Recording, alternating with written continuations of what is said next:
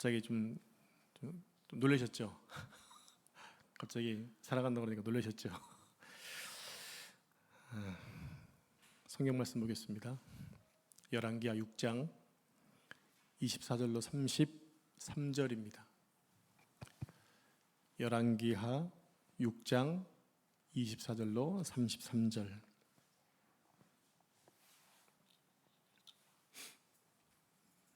될 수 있으면 성경을 꼭 가지고 오시고 꼭 찾기 바랍니다. 한 절씩 말씀을 교독하겠습니다. 제가 24절 말씀 읽겠습니다. 이후에 아람 왕 베나다시 그의 온 군대를 모아 올라와서 사마리아를 에워싸니 아람 사람이 사마리아를 에워싸므로 성중이 크게 줄여서 나귀 머리 하나에 80세겔이요 비둘기 똥 4분의 1갑에 5세겔이라 하니 이스라엘 왕이 성 위로 지나갈 때에 한 여인이 외쳐 이르되 나의 주 왕이여 도우소서. 왕이 이르되 여호와께서 너를 돕지 아니하시며 내가 무엇으로 너를 도우랴. 타작마당으로 말미암아 하겠느냐 포도주 틀로 말미암아 하겠느냐 하니라. 또 이르되 무슨 일이냐 하니 여인이 대답하되 이 여인이 내게 이르기를 내 아들을 내놓으라. 우리가 오늘 먹고 내일은 내 아들을 먹자 하매 우리가 드디어 내 아들을 삶아 먹었더니 이튿날에 내가 그 여인에게 이르되 내 아들을 내놓아라. 우리가 먹으리라 하나 그가 그의 아들을 숨겼나이다 하는지라. 왕이 그 여인의 말을 듣고 자기 옷을 찢으니라. 그가 성 위로 지나갈 때에 백성이 본즉 그의 속살에 굵은 배를 입었더라. 왕이 이르되 사밧의 아들 엘리사의 머리가 오늘 그 몸에 붙어 있으며 하나님이 내게 벌 위에 벌을 내리실지로다 하니라. 그때 엘리사가 그의 집에 앉아 있고 장로들이 그와 함께 앉아 있는데 왕이 자기 처소에서 사람을 보냈더니 그 사자가 이르기 전에 엘리사가 장로들에게 이르되 너희는 이 살인한 자의 아들이 내 머리를 베려고 사람을 보내는 것을 보느냐. 너희는 보다가 사자가 오거든 문을 닫고 문 안에 들이지 말라. 그의 주인의 발소리가 그의 뒤에서 나지 아니하느냐 하고 무리와 말을 할 때에 그 사자가 그에게 이르니라.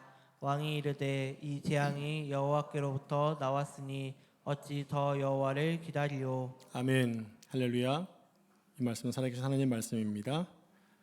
우리 지난주 말씀을 좀 생각해 보겠습니다. 지난주에 아람 왕과 그다음에 이스라엘 엘리사와의 어떤 큰 무엇인가 있었잖아요. 아람에서 이스라엘을 침범하려고 계속 계획을 세우면 그 밀실에서 세운 계획들이 엘리사를 통해 다 알려지게 되자 아람 왕이 엘리사를 잡으려고 밤새도록 군대를 몰고 와서 도단성을 감싸 포위했다고 말씀드렸죠. 그때 그들보다 더 강한 하나님의 군대가 엘리사와 그의 사활을 지키고 있는 것을 보았다고 했습니다. 그때 엘리사가 기도했죠. 저들의 눈을 멀게 하옵소서. 저들의 눈이 다 멀어버리니까 엘리사를 쫓아 어디로 갔는데 바로 사마리아 성 중간에 들어가서 포로가 되었다 말씀을 드렸죠. 그때 여호람 왕이 다 죽이자고 그랬을 때 어떻게 엘리사가 얘기합니까? 칼과 창으로 잡은 것도 아니니까 그냥 떡과 물을 줘서 돌려보냅시다. 그래서 그들이 돌아갔고 그 이후에 전쟁이 없었다라는 것이 우리가 읽었던 말씀 전의 내용입니다. 오늘은 그 이후의 말씀인 거예요. 그들이 다시 아람이 이스라엘을 쳐들어오게 된 것입니다. 혹시 여러분 가운데 인생의 밑바닥을 찍어본 분이 계십니까? 실패를 경험한 분이 있냐는 얘기입니다. 회복하기 정말 힘들었던 그 상황들을 겪어본 적이 있는지요? 인생의 밑바닥이 어떤 곳인가 하면 내일 먹을 양식이 없는 겁니다. 내일 어디를 가야 되는데 타고 갈 버스비가 없는 겁니다. 하나님께 드릴 헌금조차도 없는 것입니다. 이때 우리가 자기 힘으로 부채를 해결하고 자기 힘으로 그 자리에서 벗어나는 것은 절대로 쉽지 않다고 하는 거죠. 제가 결혼했을 때가 신대원 2학년 때였거든요. 그때 아내는 유치원 교사였고 저는 결혼을 앞두고 교회 사임하면서 무직인 상태에 있었습니다. 그때는 아내의 수입만으로 살기에는 좀 역부족이었는데 그래도 잘 넘어갔어요. 그리고 제가 그 다음에 교육 전도사를 하면서 이제 아내는 큰 아이 양육 때문에 유치원을 그만뒀고 제 사례비로 한 달을 살았습니다. 그때가 1997년도였어요. 상당히 오래됐죠. 저한테 1997년도가 있었더라고요, 보니까. 돈이 너무 없으니까 아내가 하루는 있는 동전을 다 이렇게 모아가지고 두부 한 모를 샀던 적이 있었어요. 근데 그때 당시에 너무 어렵고 힘들었는데 아내와 제가 한마디 불평하지 않았어요. 신기하게도 불평이 안 나오더라고요.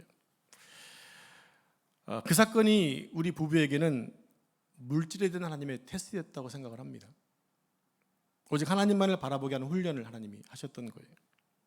그때 저희는 원망하지 않고 하늘을 바라보는 훈련을 했습니다. 그런데 하나님은 그 이후로부터 기적같이 저희 가정을 먹여 오시더라고요. 제가 물질의 훈련을 통해서 얻은 결론이 뭐냐면 하나님은 너의 기업이야 라는 말씀이었어요. 여러분에게도 하나님이 여러분의 기업이 되시길 축복합니다. 저만의 하나님이 아니라 여러분의 하나님이 되기 원한다는 겁니다. 제가 이 말씀을 드린 이유가 뭐냐면 하나님이 우리 목사님에게도 기업이 되어 주셨다고 한다면 그 하나님은 나의 하나님이 될 거야 라는 마음으로 받으셔야 한다는 얘기예요. 지금도 이 고백은 변함이 없습니다. 여전히 하나님은 저의 기업으로 저의 가정을 먹이시고 지켜주시고 계시기 때문입니다. 제가 교육전사를 했을 때 본교회에서 92년도에 사역을 했던 것 같은데 그때 첫 사례비가 19만 원이었어요. 19만 원. 지금 보면 너무 작은 돈인데 그 당시는 그렇게 작진 않았던 것 같습니다. 거기에 비하면 지금은 뭐 어마무시하죠. 하나님의 은혜가 있었던 것을 생각을 합니다. 자, 비록 우리가 아주 어려운 상황에 처해 있다 하더라도 하나님의 말씀을 붙들고 하나님을 믿는 것이 얼마나 위대한 일인지 우리는 깨달아야만 합니다. 하나님을 믿고 하나님을 의지하는 것이 여러분 위대한 믿음이에요. 왜냐하면 하나님이 원하고 기뻐하신다면 단 한순간에 한 번에 도우시는 모든 것을 다 바꿔놓을 수 있고 회복시킬 수 있기 때문입니다.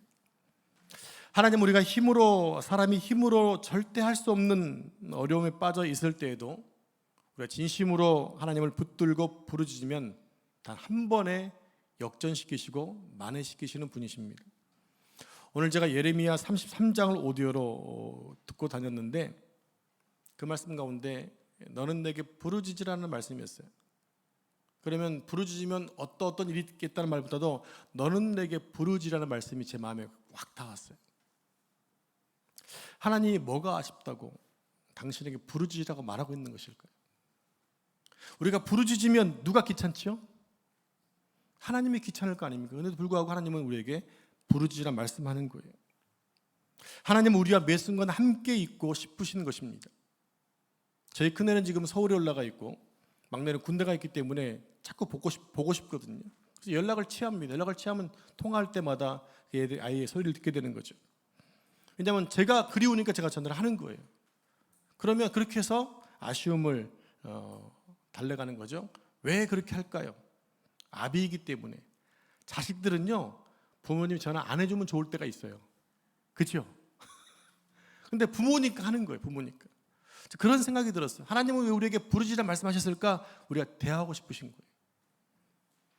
많은 사람이 부르짖으면 귀찮겠지만 하나님이 계속 말씀하신 이유는 내가 너와 함께하고 싶다는 얘기예요. 그래서 주님 말씀하세요. 내가 너와 함께하겠다 말씀하세요. 하나님 우리와 함께 하시면 여러분 불편하십니까?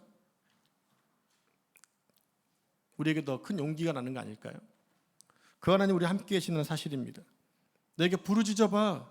그러면 내가 너에게 응답해 줄게. 이게 하나님의 메시지였습니다.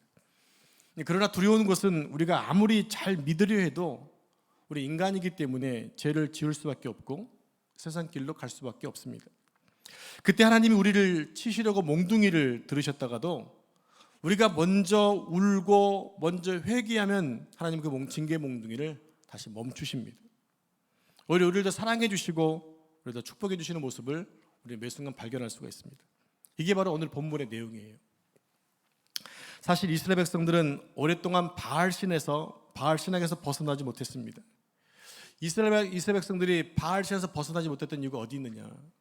왜 그들은 바알 신앙에 매여 있었느냐 하게 되면 하나님 한 분만 가지고는 만족할 수가 없었던 거예요. 우리가 일용할 양식에 대한 부분에서 살펴봤죠. 왜 하나님이 오늘 것만 거두라고 하는데 내일 걸 거두는 걸까요? 왜 내일 걸 거두죠? 내일 안 내리면 어떻게 할까라는 믿음 없는 것 때문에 그래요. 하나님 우리에게 계속 말씀하시는 게 뭐죠? 나를 믿으라 말씀하잖아요. 모든 것을 맡기라 말씀함에도 불구하고 우리는 그 한 분만 가지고는 좀 불안한 거예요. 그래서 뭔가 하나 비상구를 차고 싶은 거죠. 그게 바로 그들한테 바알 신앙이었던 거예요. 근데 현실은 정반대가 아닙니까?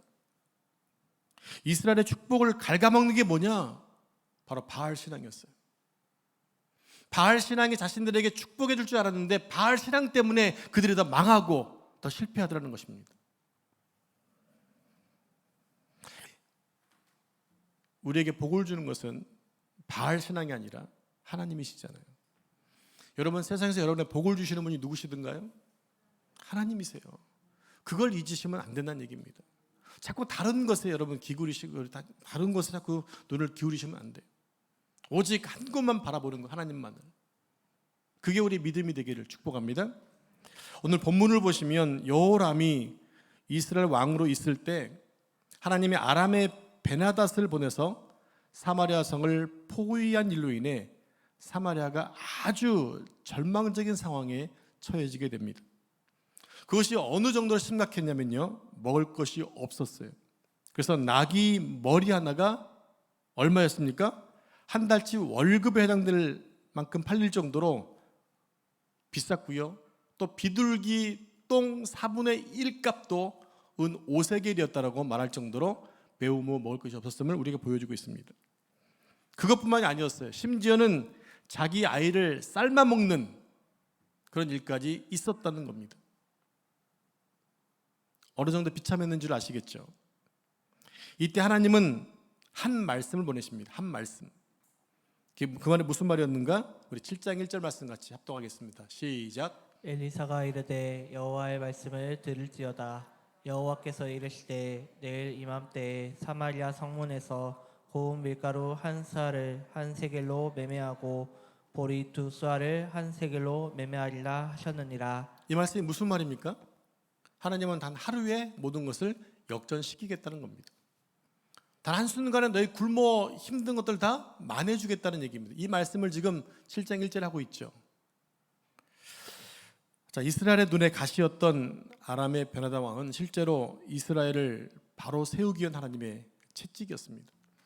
여러분, 세계 중심에 이스라엘이 있고 그 주변에 아랍 국가가 지금도 있잖아요. 왜 하나님을 잘 섬기는 그 민족 가운데 적들을 둬서 계속해서 침범하게 하셨을까, 노리게 하셨을까요? 이스라엘을 단련시키기 위한 과정이었어요. 그것이 성경의 역사예요. 지금도 마찬가지예요. 지금 시대도 동일하게. 걸핏하면 그냥 다른 나라에서 이스라엘을 침범하려고 애를 쓰지 않습니까? 과거에도 성경 시대도 그랬거든요.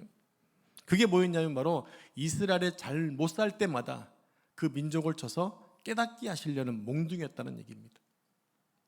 그래서 이스라엘이 하나님을 잘 섬기면 그 나라가 국력이 약해도 강대한 민족이 쳐들어오지를 못했어요. 반대로 강력한 군사력을 가지고 있지만 하나님 말씀에 서 있지 않으면 작은 나라에서도 완전히 박살나는 일들이 여러 번 있었거든요. 그게 뭘 얘기하는 걸까요? 하나님께 순종하고 하나님의 뜻에 순종하라고 말씀하시는 겁니다. 자, 오늘도 마찬가지 아람 군대가 이스라엘을 그렇게 힘들게 했지만 결국 그 힘들게 한 것은 원인이 어디냐면 내가 말씀대로 살면 그것은 아무것도 아니지만 내가 말씀대로 못 살게 되면 그것은 나에게 채찍이 될 수 있다는 얘기입니다.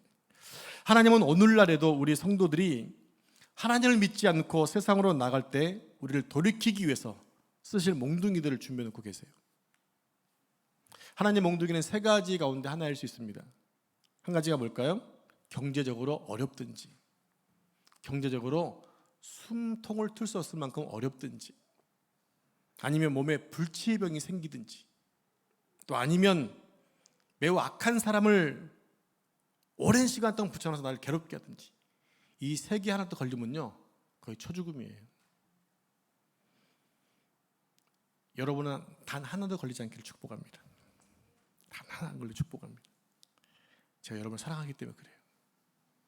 어제 문 권사님하고 조동현 장님과 식사를 하면서 그런 얘기 하시더라고요. 자녀 얘기하면서 형제들 가운데서도 이렇게 잘된 것을 자랑을 못한다고 하더라고요.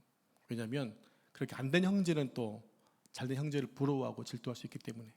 대신에 엄마 아빠한테 얘기할 때는 자랑해도 좋아하신다는 거예요. 여러분 가운데 서로 자랑하지 마십시오. 저한테 자랑하세요.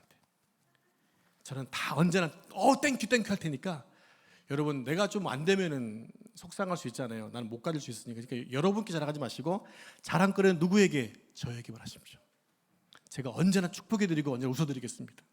질투하지 않겠습니다. 시기하지 않겠습니다. 저한테만 하십시오. 그런데 이 어려움을 당하게 되면 사람들은 진짜 힘들잖아요. 경제적으로 어려움 당한 사람들, 말 그대로 부도를 맞이해서 있으면 너무 힘들지 않을까요?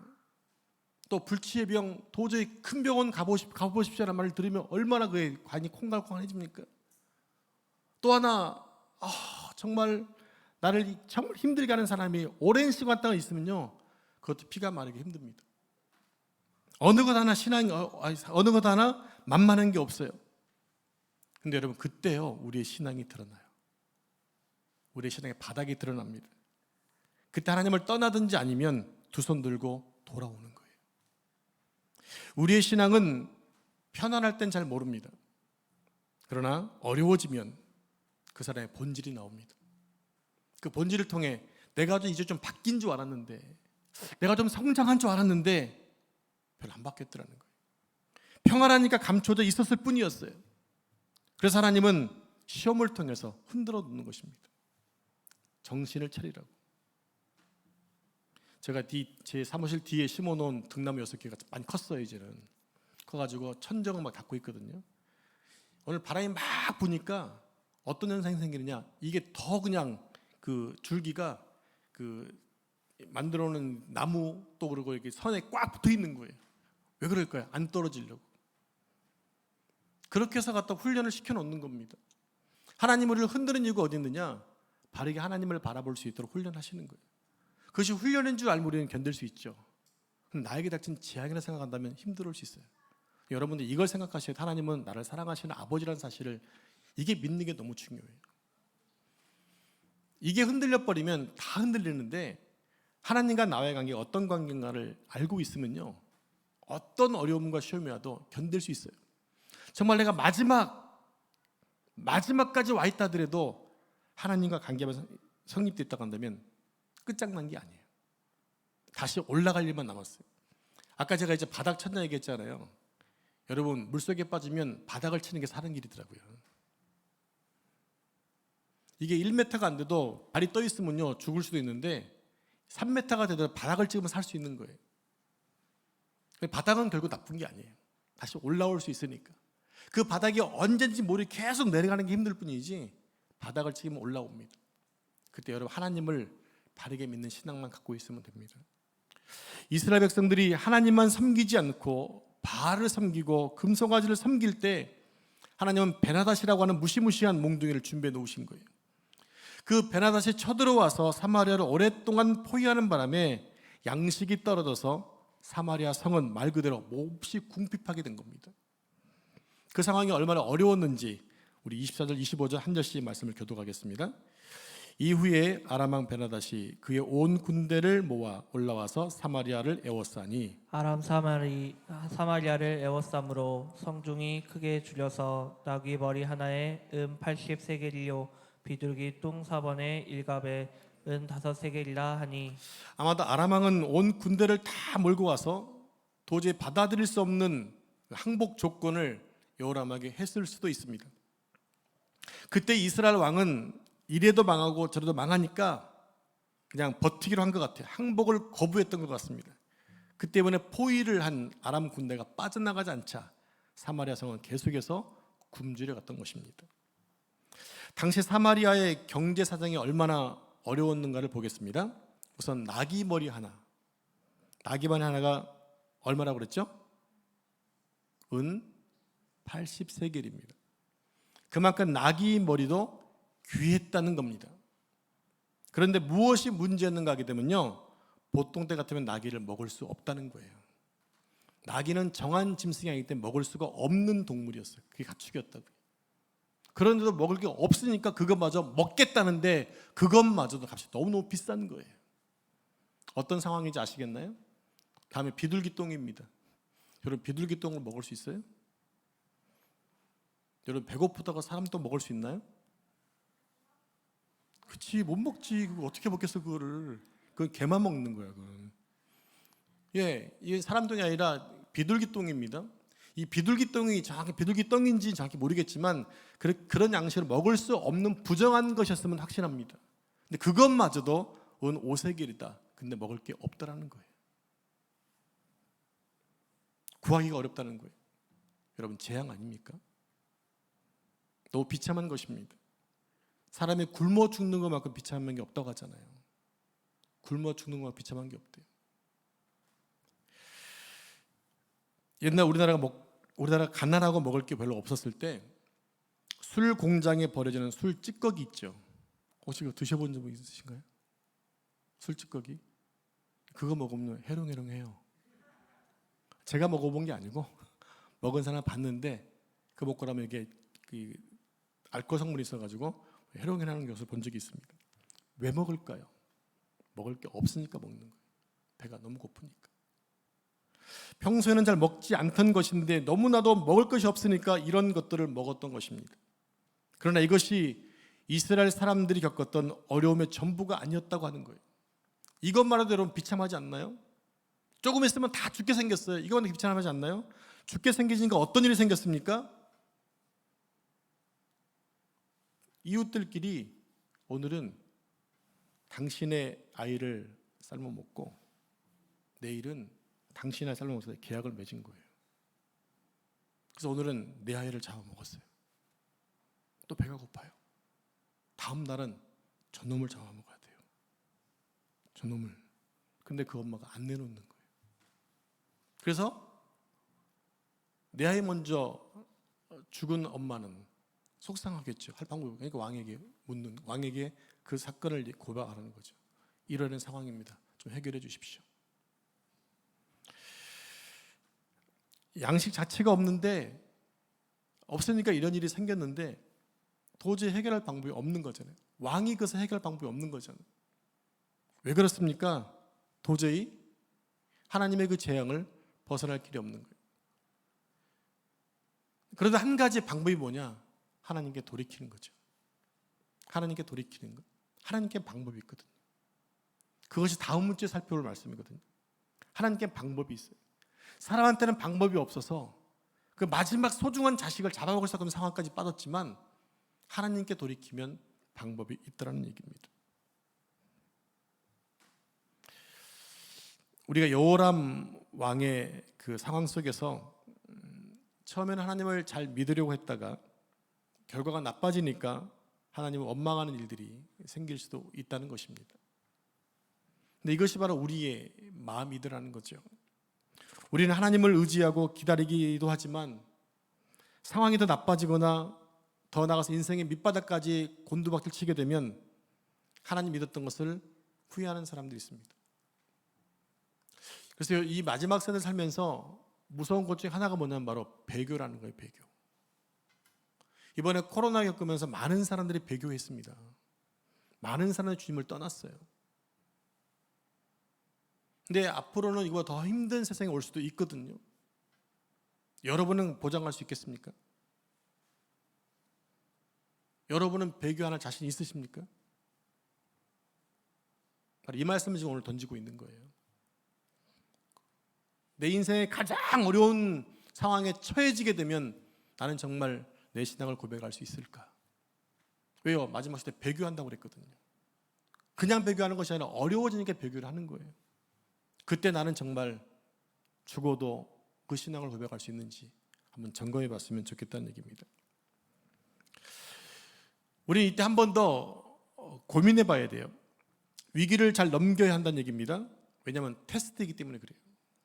테스트이기 때문에. 이 세상에서 풍족히 먹고 사는 것보다 어려운 고비를 겪더라도 바른 신앙을 가지게 된 것 하나로 만족하겠다는 그 믿음 우리에게 나와야 한다는 겁니다.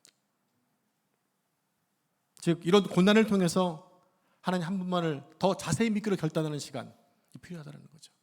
나에게 가장 중요한 분이 누군가, 내 신앙에 가장 중요한 분이 누군가를 확증하고 다시 한번 붙드는 삶이 필요하다는 것입니다. 그러나 이스라엘 왕은 이때 하나님께 매달린 것이 아니라 돌아서고 말았어요. 이게 왜 그랬느냐? 바로 아합의 아들이었거든요. 아버지한테 배운 게 이거였거든요. 하나님은 뒤로 하고 바알 신앙을 쫓았던 사람이기 때문에 그래요. 이스라엘 왕은 자기를 도와달라는 여인으로부터 아주 기가 막힌 얘기를 들었죠. 그게 무슨 얘기였습니까? 자식을 삶아먹는 얘기였습니다. 근데 자기가 어떻게 해줄 수 있는 방법이 없는 거예요. 이렇게 고백합니다. 어떻게 하나님이 살아계시다면 당신의 백성들이 자기 아이를 삶아먹을 정도로 이 어려움을 주십니까? 라고 따져 묻는 거죠. 실은 따져 묻기 전에 왜 이런 일이 생겼을까를 먼저 보는 것이 먼저였는데, 이상하게 사람들은 자기를 돌아보기 전에 남한테 핑계거리를 찾습니다. 내 삶이 성장하지 않는 이유입니다. 내 신앙이 성장하지 않는 이유입니다. 원인을 항상 남에게 찾으면 안 돼. 자기에게 찾아야죠. 그럴 땐 나를 돌아보게 되고 내가 좀 성숙해질 수가 있게 되기 때문에 그렇습니다. 그런데 왕이 이 말을 듣고 옷을 찢었잖아요. 그런데 왕이 오단에 어떤 옷을 입었다? 굵은 베옷을 입었다 얘기합니다.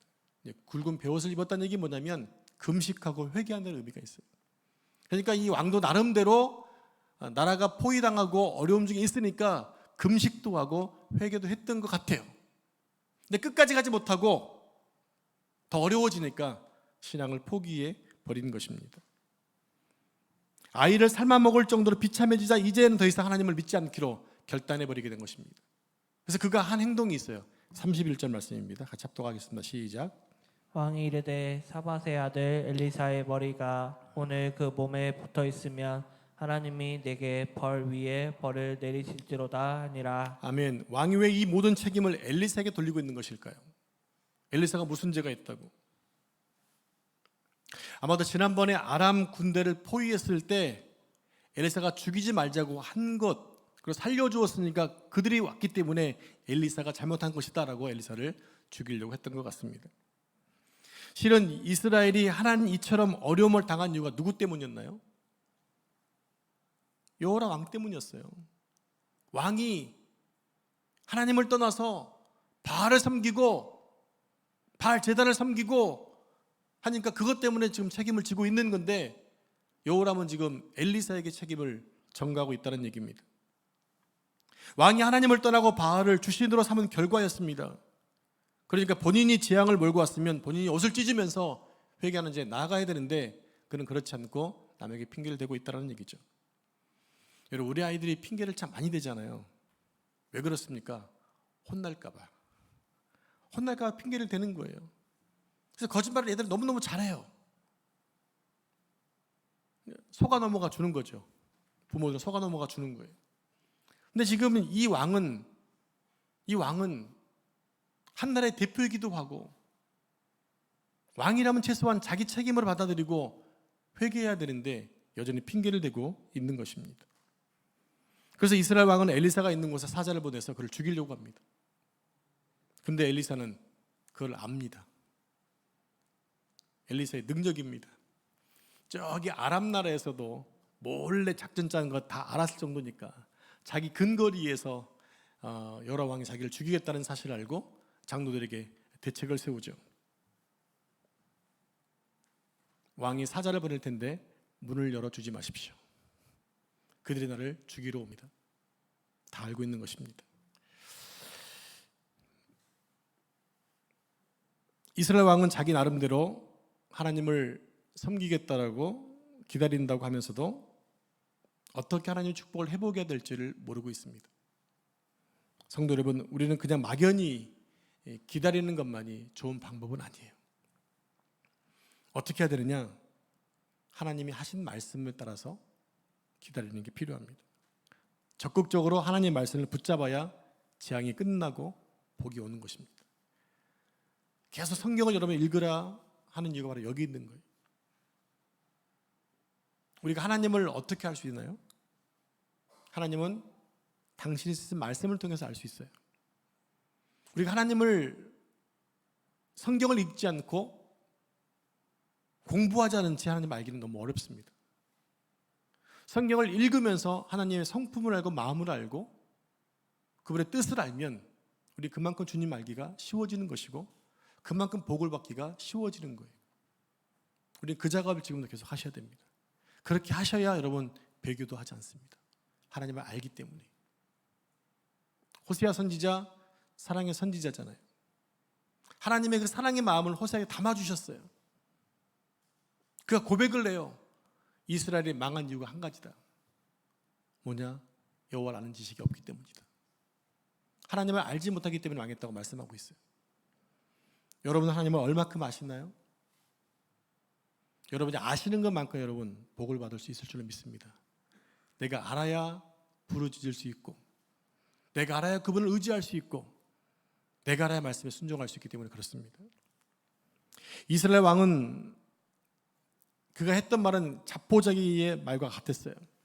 아마도 이스라엘 왕은 하나님을 버린 후 거창하게 바알 제사를 또 드렸을 것입니다.